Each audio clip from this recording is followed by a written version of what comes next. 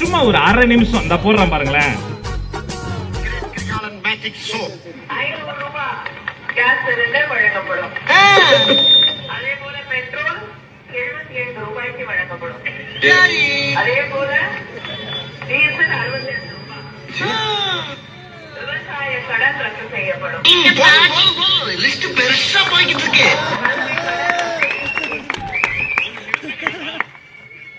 500 ரூபாய்க்கு சிலிண்டர் கொடுக்கப்படும்.